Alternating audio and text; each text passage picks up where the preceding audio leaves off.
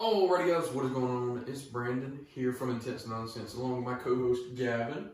Gavin, do you mind telling our lovely people what we're going to be talking about today? So in this episode, as everyone knows, just this Sunday was the Super Bowl. In this episode, we're going to be giving our thoughts. We got stats. What could have been done better. Right, that's going to be All more your your territory. And so stick with us. Just stick with us. Alright, and we got our sign lit up this time, which I Found batteries. We did. I didn't even know it lit up. But If you want to send us batteries, let us know in private conversation. We'd much appreciate that. All of our ats are here. That's the only time you'll see it. We're not going to start plugging like we used to, but from here on out, we're going to start linking everything in the description. So guys, also there's only a couple weeks left to win the Donald Duck here. And as you notice, I am really, honestly, a Browns fan. Nick Chubb, go Browns. Gavin over here was on the other end of the spectrum as one of those Ravens fans. Why did you make like a hard breath at me? I didn't notice anything. I think you're tripping here. That's something a Ravens fan would say. Right. Yeah. Okay, back to the video. Sure, man. So we're going to be talking about the Super Bowl today, and I have conveniently written down all the stats. So if you want to go ahead and grab that, there it is, chilling out back there. Gavin, will you read us the quarterback stats for the game? All right, so just a quick rundown. As you all know, two quarterbacks, Brady and Mahomes. This game, Brady went 21 for 29, had 201 yards, 3 touchdowns, no interceptions. Mahomes went 26-49, 270 yards, 0 touchdowns, 2 interceptions. Okay, so let's break that down really quick. You can't throw 2 interceptions and win a Super Bowl. Right.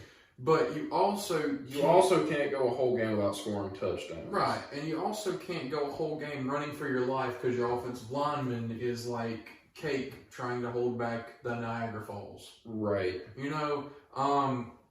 I felt bad for Mahomes. I mean, personally, I didn't like either of them. I didn't want either of them to win, but one of them had to win. I mean, It came down to. I would have much rather seen Kansas City go back to back. That'd have been nice, but I mean, first time in history that a team has played in their home stadium in the Super Bowl. Right. And what a better way to top that off by getting a win. Absolutely. Great for you guys that are Tampa Bay fans. Actually, my NFC team, we are from Georgia. A lot of y'all know that. We got the Falcons here, okay? I personally keep up with the Falcons quite a bit. I've grown up in a family that loves the Falcons, and I needed an AFC team, so I went with the Browns. And Gavin, I don't want to spoil anything, but you've recently gotten into the NFL. Right, so I'm not going to have a whole lot to say this episode. I'm going to leave more of the talking to him. I'll read the stats. I'll give a few thoughts here and there, but most of the talking is going to come from him. But before we move on, what made you want to get into NFL football? Well, for those who don't know, for a brief period, we worked at the Bass Pro Shops. And a lot of people connected through NFL football. And I figured, you know what, if we're going to sit... Not a lot of people, everybody. Everybody at the freaking... Right, that's everybody the point. there. So I figured, if we're going to sit and talk football, I may as well get into it. And, I've always liked darker colors and, birds are pretty cool, right? So I went with the Ravens, You definitely just didn't see Lamar play a couple times and was like, yeah, I love Lamar Jackson. Right. Truth be told, before this season, I never really kept up with the NFL. Mm-hmm. I saw a neat color scheme and I figured, hey, Ravens are pretty cool birds, so I went with them. And he happened up on the Ravens, which ended up being my division rivals. And we made amends out of it because now we have something to watch together. Right. Browns-Ravens game. And this is what I like about it. We can be friends. We have totally different views on a lot of different things. Like we said before, which is why we made this podcast in the first place. Therefore, that being said, we don't get heated at each other when one of our teams one another's throats. I mean, there's no sense in that, No, yes, I want the Browns to win when they play the Ravens. Yes, he wants the Ravens to win when they play the Browns. Cool. That last game they played in, week 14, something like that? Just there before the end. The one where Lamar left to take a dump. The infamous dump game. Lamar Crapson, There you go. Yeah. Oh, I promise I didn't have to take it up. All right, back on topic. Like we said earlier, you cannot throw 2 interceptions, have to run for your life the entire game, and not get any touchdowns and win a game. I mean, truth be told, the Tampa Bay Buccaneers are simply on a higher level than Kansas City. He said it here, folks. You just triggered the entire Chiefs nation. I did, but it had to be said. It had to be said. Y'all were not up to par with Tom Brady. Now, regular season, I felt like they were up to par. Right. They have not. I mean, you got your little bye, and you thought, oh, it's a given, and it's not a given. You still have to play hard. So now that we're past quarterback stats, their only touchdown was when they landed in Tampa. It was. It was. It's embarrassing. Gavin, this is the most you've ever roasted anybody. Wow. What's gotten into you? The Ravens didn't make the playoffs. Probably. Hey, we beat the Steelers, though, so y'all can move along. But hey, our quarterback had COVID-19, so yeah, it's nothing I can control. control. But now that we've gotten through the quarterback stats, I mean, clearly Brady was the given there. I mean, 3 touchdowns on only how many attempts did he have? He had 3 touchdowns for 29 attempts, 21 completed passes of 29. Only 29 passes with 3 touchdowns, and how many yards? 201 yards. He got 3 touchdowns with only 200 yards passing. Right. Like, come on now. I mean, come on now. For Mahomes to play as good as he's played all year this year, for lack of a better term, he dropped the ball. Just like his receivers all game. Right. That was pitiful. But we'll get to that later. Now we're going to move on to the running back stats. So, Gavin, would you hit them with the running back stats? Quick rundown. Leonard Fournette, 16 attempts, 89 yards, 1 touchdown. Clyde Edwards-Helaire, 9 attempts, 64 yards, 0 touchdowns. I'll go ahead and let you give your takeaways from those numbers there. I'll pick it back out. Adjust the glasses. I mean, just looking at them, for 9 attempts at 64 yards, you're only averaging. It was like 3 yards a carry, not even. Something like that. I'm not good at math. I don't. 6th grade was the best 3 years of my life. Honestly, for those math heads out there, if you want to run these numbers and get our averages, that'd be greatly appreciated. Put them down in the comments somewhere. There you go. Now's your chance. But like I said, just look at those numbers. I mean, you look at Fournette, he had 89 yards and a touchdown. Right. And that's not a lot. It's not a lot. But he managed to average, and I did look at this, he averaged over 5 yards a carry. And for you to average over 5 yards a carry, how many attempts did he have? 16. 16 attempts for 89 yards, and you average over 5 yards a carry, and you score a touchdown. I mean, what more can you ask for from your start? I mean, coming into this game, nobody thought Fournette was going to be the guy. I mean, they had Ronald Jones. I mean, Ronald Jones has been their running back all season. Right.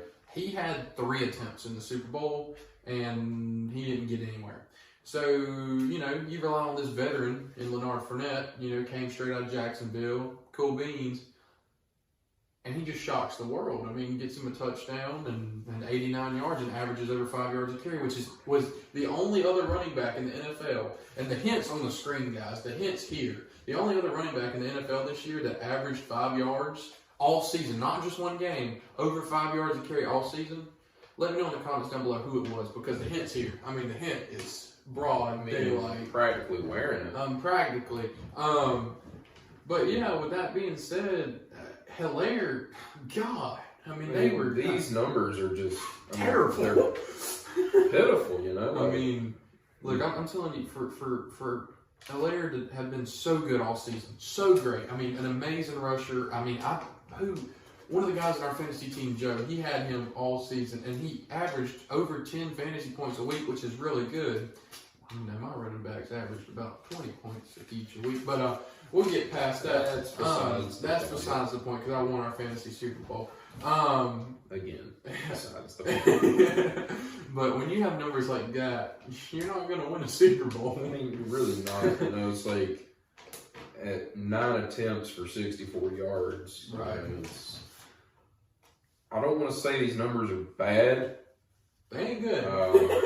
Because, I mean, he's got nearly as many yards and about half the attempts as Fournette. Right. So, I mean, he didn't do poor per se. But just look at this. Just like we said with the quarterback situation, Mahomes is running for his life. When you have an offensive line that cannot protect your quarterback, you can't run or pass. I mean, you may as well put Cincinnati's O-line up there. I follow a Joe Burrow page on Facebook, and the guy that posted is called Faux Joe Burrow, and he said, "Dang, looks like the Cincinnati O-line out there," and like that was the funniest thing I'd seen all week. But it did. It looked like the Cincinnati O-line. It was awful. Now, Mahomes scrambling did result in a few key plays. They did result in a few plays that could have been highlights had they gone to plan. I mean,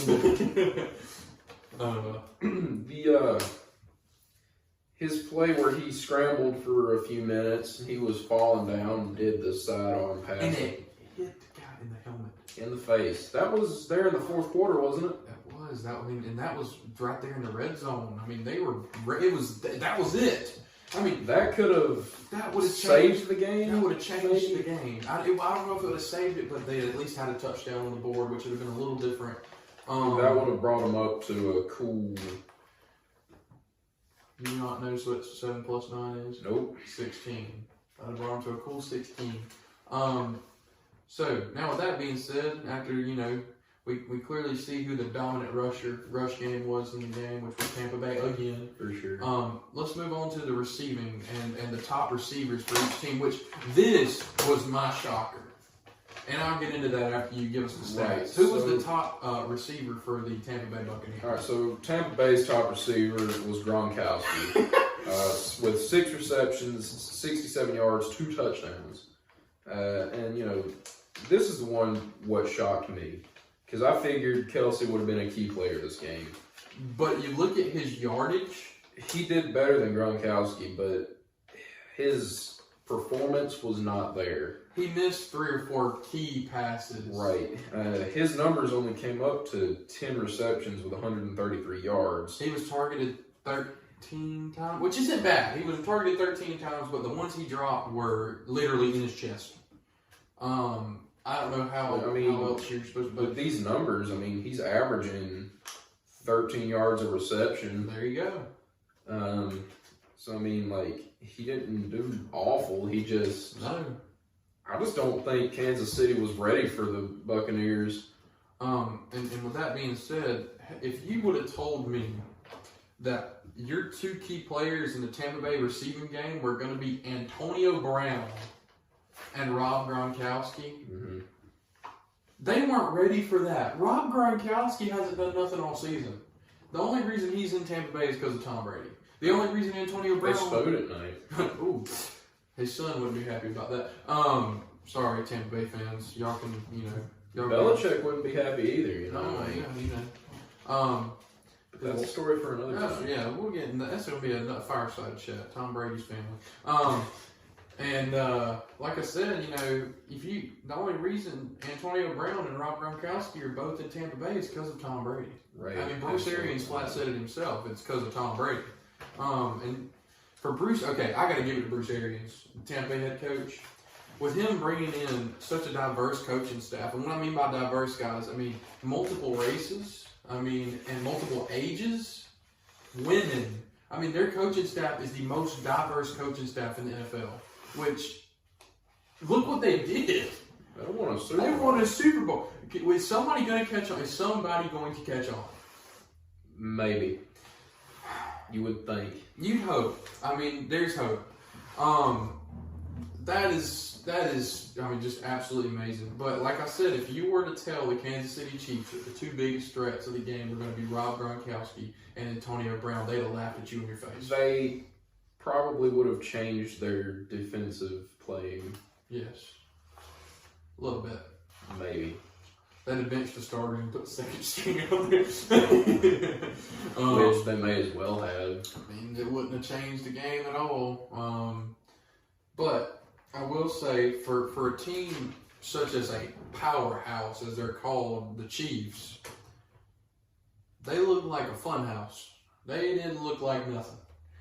If my team, if the Browns would have gone out there and done that, and I support them and you support the Ravens really hard, Right. I'd have turned that game off in a heartbeat.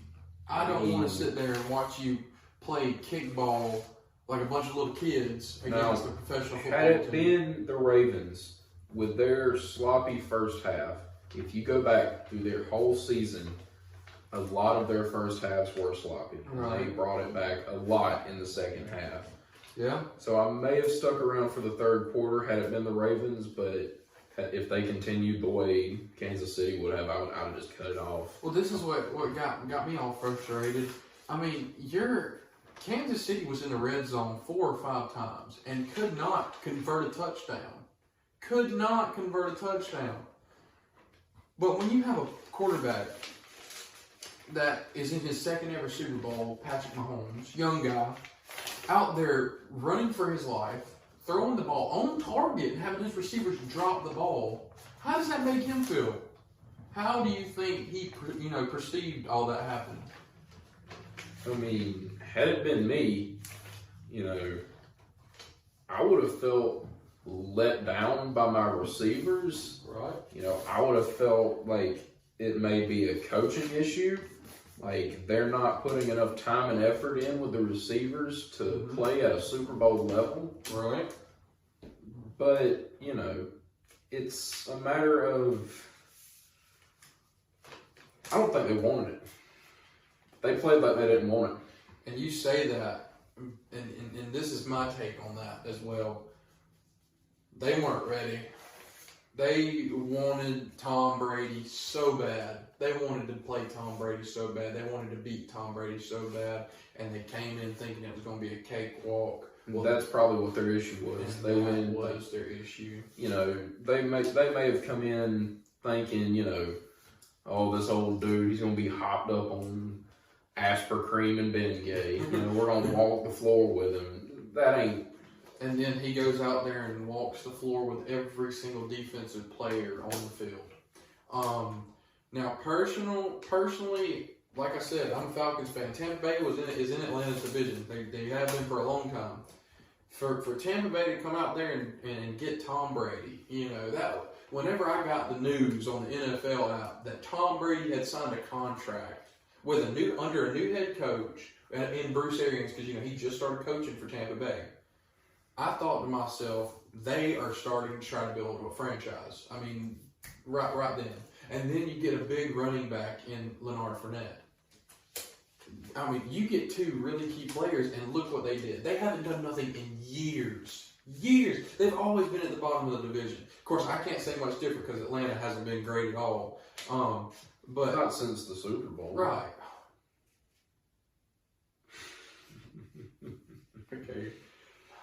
Okay. Wow. All right. I thought I was about to have that same moment happen with the Browns and the Steelers in that playoff game. The Steelers started coming back, and I was like, it was halftime, and it was like 28, what was it, like 30-something to like 3-7, something like that. I don't remember. And then the Steelers started coming back. I was like, no, this ain't happening. Of course, this is wildly off topic, but recent years, Atlanta sports have just not been good. I mean, look at the Braves, they went to the playoffs now for the last 4 or 5 years. So they've been good, but they get to the playoffs and go, what do? Right. The Braves made it to the World Series this year, and they choked. In the last, The Braves didn't make it to the World Series. No, they choked their World Series playoff game is what it was. Yeah.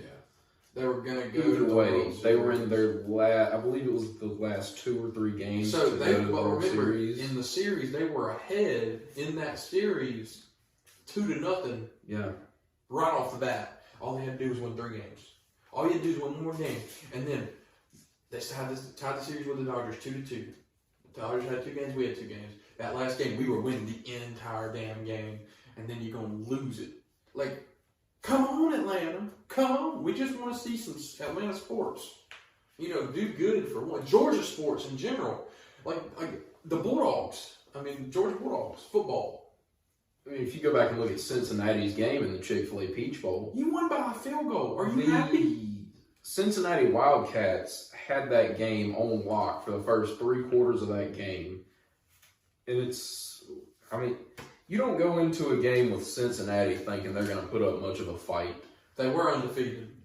They weren't. I will give them the benefit of the doubt. Cincinnati was undefeated going into that game. Well, they only played 4 or 5 games. No, they didn't. They played 11. I don't care. I don't keep up with college football. They were 11-0 playing Georgia, and Georgia about lost it. And I know that that's a cardinal sin in the Southeast, not keeping up with college football, but I keep up with it. Well, Gavin, we have something in common. I don't give a rat's behind about college football. All I care about is big guns, NFL. And nobody around here likes the NFL much besides a couple people that we know. Like people around here, oh, you don't watch college? I don't watch that NFL crap. I watch college. I can't keep up with college football. Is boring. I don't much care for it. Y'all can say what you want. You know, there's a dislike button for a reason. But don't do that. But don't. Yeah, that's not Don't do nice. that. That's not nice. Say something mean in the comments. Yeah, That's all right. call us Don't dislike stupid. us. But We'll back. try for you people. But we went way off topic there. But we can because this is our podcast. Right. This fanboy moment's been brought to you by Georgia Sports Jock Straps. We found them in the dumpster behind the Raymond James Stadium. I'm just kidding. But give your overall analysis of the Super Bowl because we watched it together. We had to. I mean, to make this happen, we had to watch it together. So go ahead and give your overall analysis, and then tell me what could have been done for Kansas City to win a Super Bowl this year. I won't The say. final score. What was the final score? We'll go ahead and. I skipped over that. So in the first quarter, it came to an end. The score was 7-3. Pretty standard score for the end of the first quarter. We expected a little more after that, but if you watched it, you know that nothing else major happened. Second quarter, 21-6. Third quarter, 31-9, and that score carried over into the fourth, that being the final, 34-9 Tampa Bay. 31-9 Tampa Bay. I'm reading quick. I'm sorry, it's okay. 31-9 Tampa Bay. Not 34. Don't listen to me. I'm an idiot. Don't put yourself down like that. It already happened. It happens on a daily I'm sorry, basis. Gavin. Hurt my feelings. But with that being said, 31-9 final score. What could Kansas City been done? What was the key points in them, for them to have won the Super Bowl this year? All right. I just want to say first and foremost that this Super Bowl felt lackluster. It sucked. It did not live up to the hype Big game of the year that everyone built up around it. I'd say that the Browns and Ravens game from Week 14. Dude, that was an amazing game. It would have been a better bowl game than what we got this past Sunday. Lamar taking a shit in the toilet would have been a better bowl than the Super Bowl. I mean, Lamar Jackson properly took the Browns to the Super Bowl. Literally. In the Browns stadium, no less. Oh, he did. He did. I'm sure those At Home with Baker Mayfield commercials, it'd be a good one if they had Baker Mayfield coming out of those stadium toilets with a plunger, talking about, come on, Lamar. Yeah. But that's besides the point. This game just felt lackluster. It didn't live up to all the hype that everyone built around it. I was excited for the game. I mean, yeah, because I thought it was going to be way closer than what it was. And I believe what could have been done better, instead of partying, Kansas City should have been practicing. Okay. And that is what led to their demise. Okay. And so you saying if they went out, practice harder, didn't come to this game thinking that they were going to just win. Playing against an old man, as I said earlier, hopped up on Ben Gay. So you're saying if they practiced more, that it probably they should. And I can't say anything about their practicing because I haven't seen any of it. I don't know how they practice, but I don't believe they were ready for a Tom Brady football game. Okay. And with that being said, I will state that they could have converted way more in the red zone. You have 4. That's my dog. Sorry, guys. He's on the front porch. He's like right there. So back to what I was saying. He's just gonna make a guest appearance, I guess. This isn't a Rob Zombie film. No, it's not. This isn't a torture house. But we will talk about those movies. If you want to see us talk about that, let us know. With that being said, I feel like if they'd have converted more on their red zone and practiced more on their red zone offense in practice, they'd have won this game easy. Right. Then if their offensive line would have stocked up before the game and didn't fold like butter, can't believe it's not butter, they'd have done a lot better. Lamar, oh my gosh. Oh yeah, you got the wrong guy. I got the wrong guy. Patrick Mahomes, if he could have stayed in the pocket longer, did his magic, worked his magic, and his receivers actually knew what hands were, they properly used them, this game would have went in Kansas City's favor, 100%. Because if you watch Tampa Bay, they didn't actually do too terribly much. They just played better offense. Like Tom Brady, he had barely right over 200 passing yards, and with 3 touchdowns though. Come on now, Kansas City, your secondary sucked. But with that being said, if I'm gonna rate this Super Bowl out of 10, I'm gonna give the Super Bowl like a 3. With that being said though, halftime performance the weekend. We didn't watch it. Guard. We didn't watch it, so we really. I did. I went back on YouTube and watched. We go to Walmart at halftime on Super Bowl night. I didn't know about this. I mean, it was his first year doing it with us. So we. I just met this guy back in June. June of last year, yeah. Holy shit, dude, that's awesome. But with that being said, I watched the halftime performance on my phone. It was really cool. He put a lot of money into it. I'm not a personal fan of The Weeknd, so he's obviously not bad. He's the #1 streamed artist on Spotify in the world. Yeah. And if you guys are Weeknd fans, he did an amazing job to them. But with that being said, I'm rating the Super Bowl 3. The halftime show out of 10, I'll give it about a 7. I mean, it was good. There's some things that could have been done. I know you can't really rate the halftime show, but what's your overall game rating on this game? I'm going to give it a solid 4. A 4. Okay, I gave it a 3, and you gave it a 4. So with that being said, 3.5 is going to be the average rating on that out of 10. Let us know, guys, in the comments what you thought about the Super Bowl. I know we kind of went off topic some, but this is a podcast. I mean, it's intense nonsense. We can talk about whatever we want to. We ramble a lot. But we're allowed to. But with that being said, Gavin, how about you send us off? I'll send us out of here. So, if you like what you saw, like us down below. If you didn't like it, go ahead and dislike, I guess. We won't hold anything against you. And then comment saying you dislike, because we like to get your guys' input on what we can do better to help you out and everybody else that you know. If you guys haven't already, please share this everywhere. Share it. That is the only way we're going to get out there and get big, and we want to get big. You guys will see Trent very soon, I promise. He got me plenty of likes to be back on the show, but when he works and when he's off of work, we'll definitely invite him back. But with that being said, go ahead and send us out, Gavin. So, this week was our episode on the Super Bowl. Next week, let us know down below what you want to see. If we don't get too many votes, we'll come up with something between now and Sunday. But until then, I'm Gavin. This is Brandon. This is Intense Nonsense. We'll catch you in the next episode. Peace.